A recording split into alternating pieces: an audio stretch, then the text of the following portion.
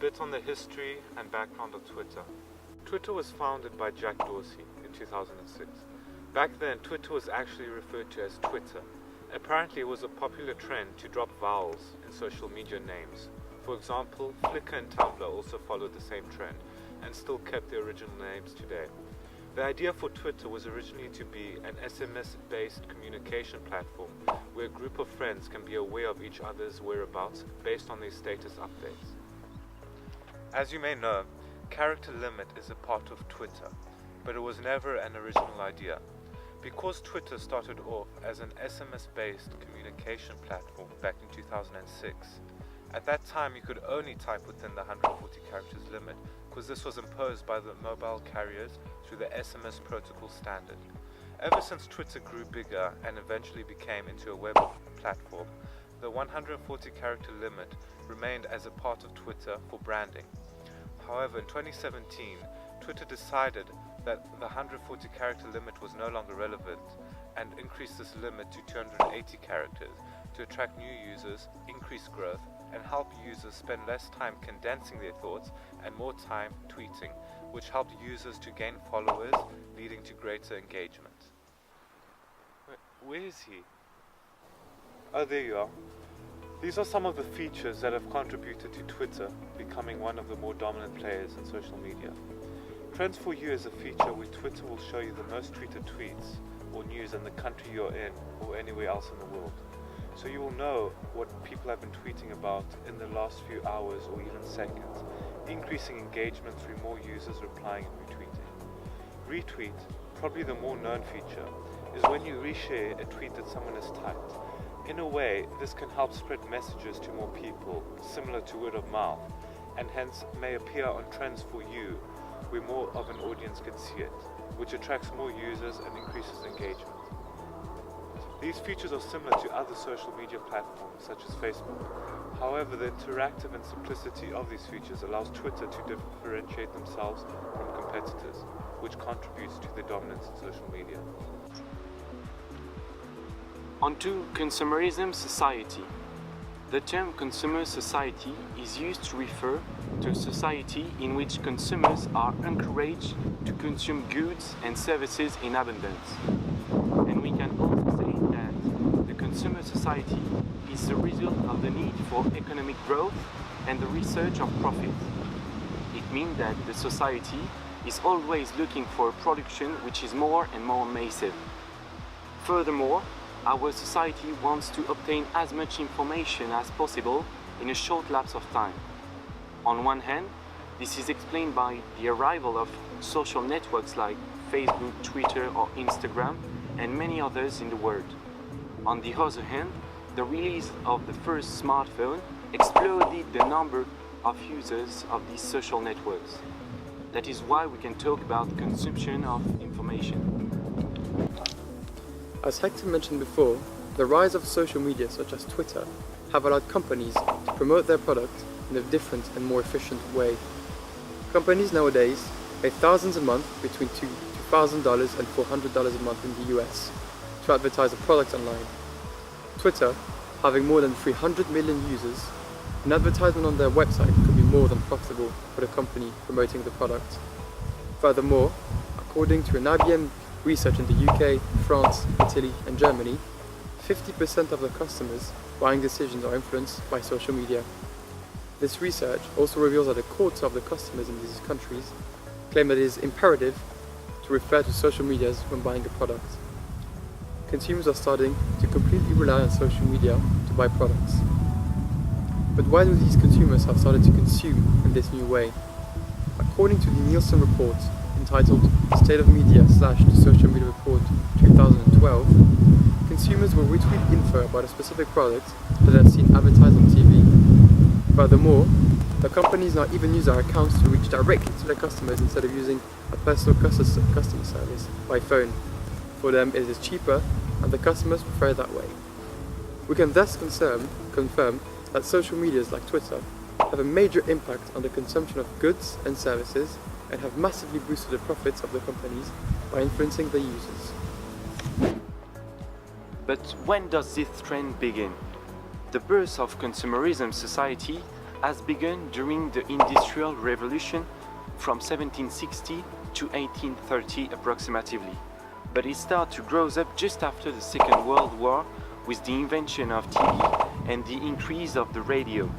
In fact, advertising plays a major role in creating a consumerism society.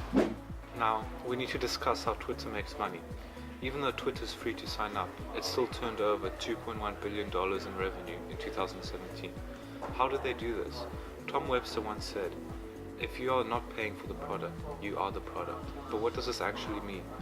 It means your publicly available data and interactions, the way you scroll and click, the accounts you follow and engage with, and the ads you click and sign up to, are harvested and licensed later on to data analyst firms for research into consumer behavior.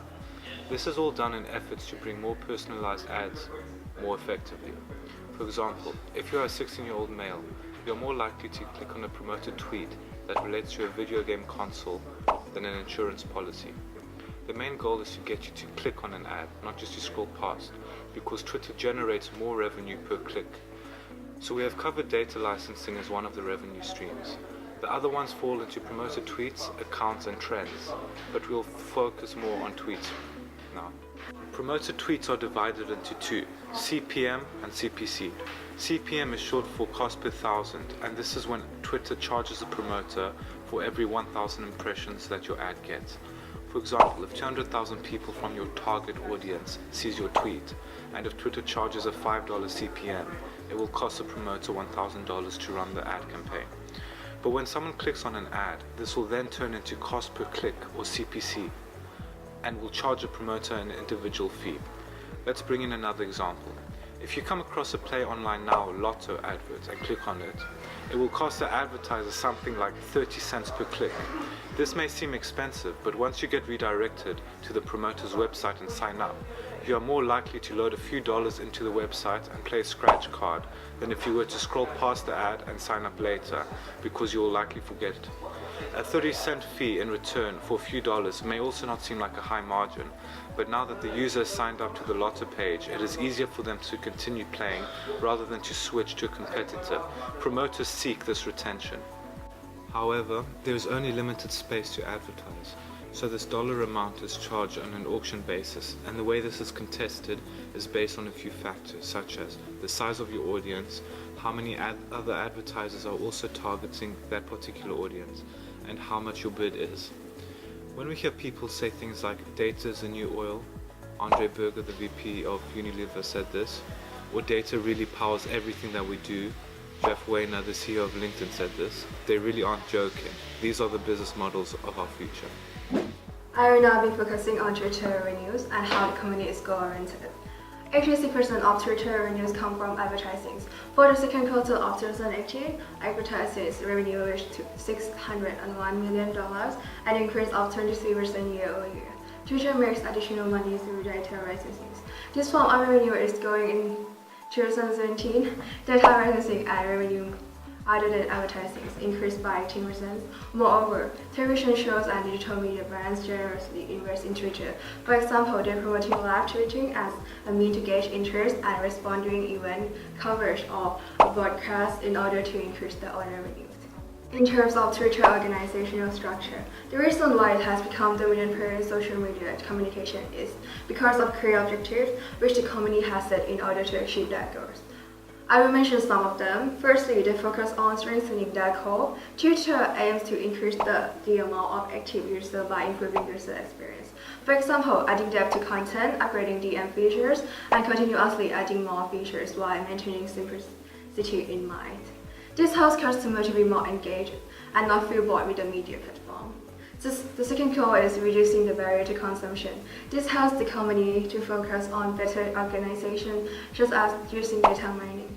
This process of discovering patterns within large data sets to make sure consumers respond to everything which is presented to them, just as brands and movies. This is helping to create a more personalized experience for each individual user. Furthermore, Twitter frequently delivers new features and service to customers. As mentioned before, through this, the company is able to create and encourage the development of new mobile and web applications. This is a key element which Twitter must focus on, seeing as 80% of Twitter users are mobile. Now that we have looked at the history of Twitter and how it functions as a social media platform, we can explore its popularity on the market in recent years, as well as how it will perform in the future. In recent years, Twitter has struggled to increase their number of users. As CNN Business mentioned in an article, user base in the US declined to 68 million in the most recent quarter from 70 million in the previous quarter, and its global user base was 328 million, unchanged from the prior quarter. Analysts had been expecting Twitter to add at least a few million users. These statistics are from July 2017. For this reason, the future growth of Twitter is uncertain. Many social media platforms have been created and captured significant shares for the market. For example, Snapchat launched in 2011 and Instagram launched in 2010, and they are capturing vast market shares of young users, teens. As can be seen in Graph 1, Snapchat's popularity has grown immensely over the past years. Meanwhile, Twitter's popularity, the light blue line, has dropped from 21% to only 9%. Of course, this graph only takes into consideration the US, although, as of October 2018, 49.35 million of Twitter's users were based in the US, placing it in the highest of all countries, as can be seen on Graph 2. Therefore, this decline in Twitter's popularity can, to a certain extent, be applied to map the general worldwide trend of social media usage. Despite Twitter's significant decrease in popularity, its amount of active users has still ever so slightly been increasing over recent years. As can be seen in this graph, at the beginning of Twitter's existence, the number of active users was increasing rapidly. Meanwhile, lately it has plateaued. This is due to the fact that not many young people are interested in joining Twitter, as seen in the previous graph. One of the reasons young people are not eager to join and current users are reluctant to tweet is due to online harassment. This has made individuals feel insecure about their social media presence. This is one of the issues Twitter is trying to fix by suspending thousands of accounts every day. This is done in hope to attract more users and already existing ones to be more active on the platform. Hence, this is a possible explanation for the marginal increase which can be seen on the graph. The popularity of Twitter has largely been maintained through high presence of celebrities. They use it as a sort of megaphone for their thoughts and opinions. This attracts people to be active and follow the tweets in order to be updated. A prominent example is the US elections in 2016 and President Donald Trump's tweets. His scandalous remarks were what gave many an incentive to follow him on Twitter in order to be aware and updated of his most recent activity. Twitter is many celebrities' platform of choice due to its simplicity in getting messages across. As we firsthand saw at the beginning of this presentation, character is easily transmitted through tweets, making them easy to personalize. In conclusion, Twitter has potential to keep being a dominant player in social media communication. Currently, it is putting its efforts into improving its already existing product. For example, combating online harassment. This is beneficial for the business because it allows it to maintain the satisfaction of its current users. Consumer satisfaction is more likely to attract new users due to positive opinions. Furthermore, this will allow Twitter to specialize itself in what it is known for, live information. Facebook closed its trending section, reducing competition for that particular social media feature. With continuous improvement, Twitter can position itself as the go-to social media platform for live updates and news flow.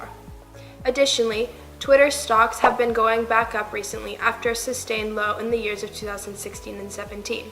Therefore, it is possible to say that the prospects of Twitter have a bright future, and maintaining its role as a dominant social media platform are possible if current efforts of optimizing the platform are effective.